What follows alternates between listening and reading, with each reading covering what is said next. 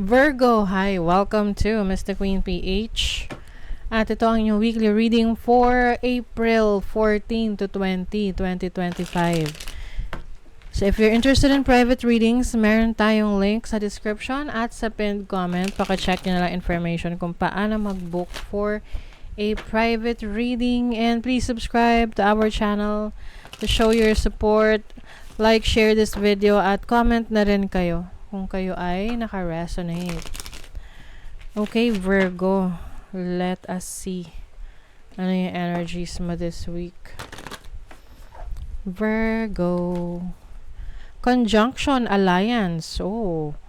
So, maaring meron kang pinapalakas or pinapatatag na connection. No? This can be connection with friends, with your family, or this is also support. So, maaring merong kang support na marireceive, tulong na matatanggap, no?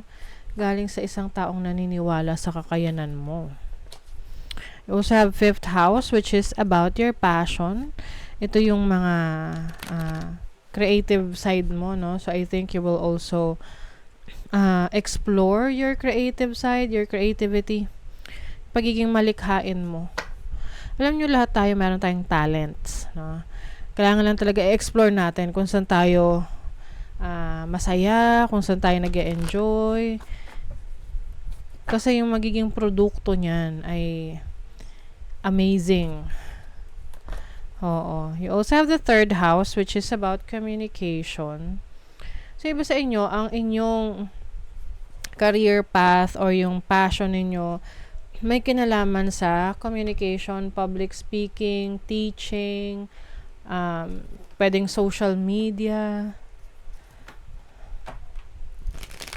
So, yun yung i-explore ninyo. Content creation, or yung pag-share ninyo ng knowledge ninyo, ng skills ninyo, or ng inyong ideas, or someone nagbibigay ng advice. Oo. So, tinanpan natin for Virgo. Virgo. Okay, you have the Devil and then the Page of Swords. Oh. Meron kayong nire-research about someone. Virgo. Pasensya na kung sisinghot-singhot ako dito kasi sinisipon ako. Anyway, or pwedeng reverse yung energies na merong person na na-obsess sa'yo, like gusto nyo malaman kung ano yung ganap sa buhay mo, wanting to get to know you. This can be a Capricorn or air sign, Gemini, Libra, Aquarius. Pwedeng kasama mo sa workplace to. Yeah. Oh, may crush. So, pwede ikaw to, may crush ka sa certain person na to, tapos, you are gathering information tungkol sa taong to. Or reversal yung energies, no? Itong person na to ay nag-gather ng information about you, or ikaw yung nag-gather ng information about this person. Yung iba naman, this can be an interest, no? Meron kang interest sa isang project, trabaho, or business na nangangailangan ka ng mga makakasama mo dito. So, syempre, kailangan mong i-persuade, no? So, kumbaga parang kailangan mong silang kumbinsihin na samahan ka dito sa plano mo na to, dito sa project mo. You have the 10 of Cups. So, pwedeng family members ang iyong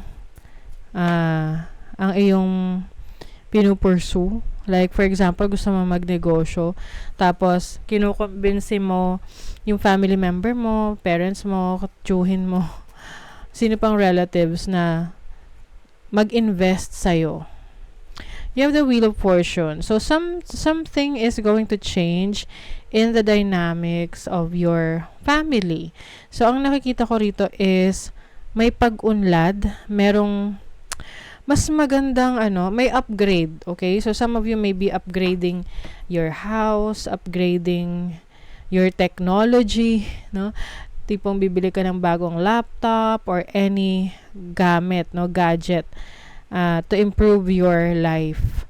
Some of you naman, meron sa inyo pwedeng lilipat ng bahay or pwedeng may maa-acquire kayo na property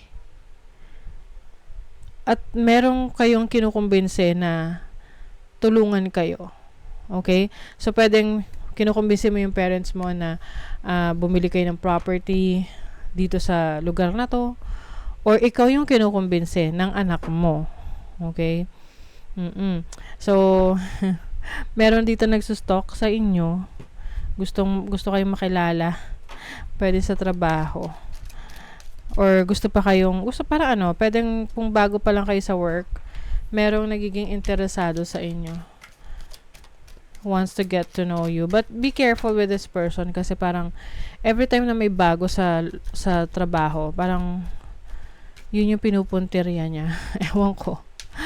Okay, let's see what else. You have bodybuilder. So, very determined ka rin na ayusin yung iyong physical appearance, especially yung pangangatawan mo, like you want to be fit, gusto mo maging physically fit. So yun yung new beginnings for you ngayon, na maaring mas nagdidisiplina mo yung sarili mo na mag-workout. Ang hirap kaya, Yes, self-reliance. Yung iba sa inyo, maaring gusto nyo talagang improve yung sarili ninyo. Marami kayong realizations of the things na kaya nyo pang gawin or pwede nyo pang gawin kung nandito kayo sa katayuan na to or state ng pangangatawan na to. So, example, hindi kayo masyado naglalabas or hindi kayo masyadong naggagagalaw, so medyo sedentary yung lifestyle nyo. And kung kayo ay mas active, alam nyo sa sarili nyo na mas marami kayong pwedeng gawing activities, outdoor activities, na kahit mapagod ka, hindi mo mapoproblemahin kasi kaya ng katawan mo. So, that's what I'm seeing for you. You are changing your life by changing your physical attributes. Oo. Yan dinidevelop mo ang iyong sarili. Diba? It's time. Siguro yung iba sa inyo, matagal na kayo nagko-contemplate dito. Niisip nyo, gagawin ko na ba? So, you are healing. You are restoring your peace. Free-flowing rin yung iba sa inyo. It's like parang may awareness kayo kung ano yung makakabuti sa inyo at kung ano yung hindi. At kung nasa sa sitwasyon kayo na parang hindi yan nakakabuti sa inyo, meron kayong gagawin para makaalis kayo sa sitwasyon na yan.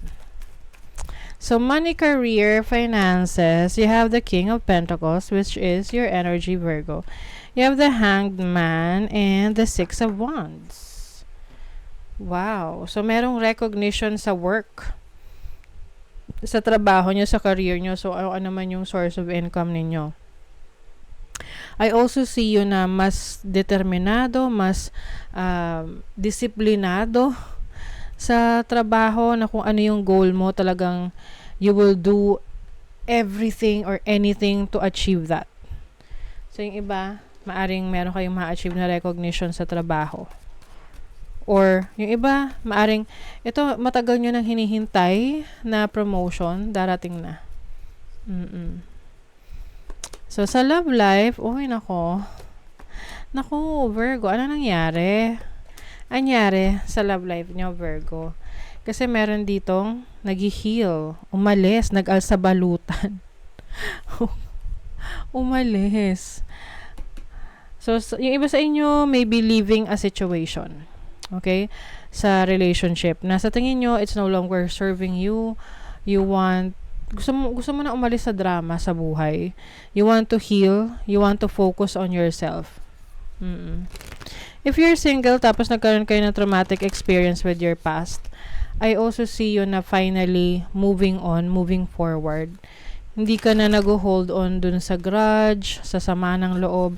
ang focus mo na ngayon is kung paano mo mas mapapabuti yung sarili mo.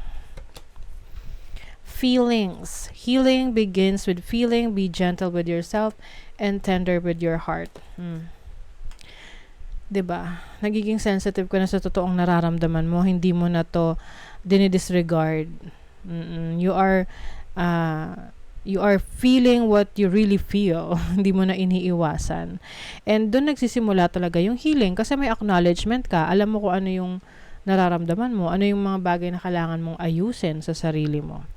Okay? So that is your reading, Virgo. Thank you so much. See you again.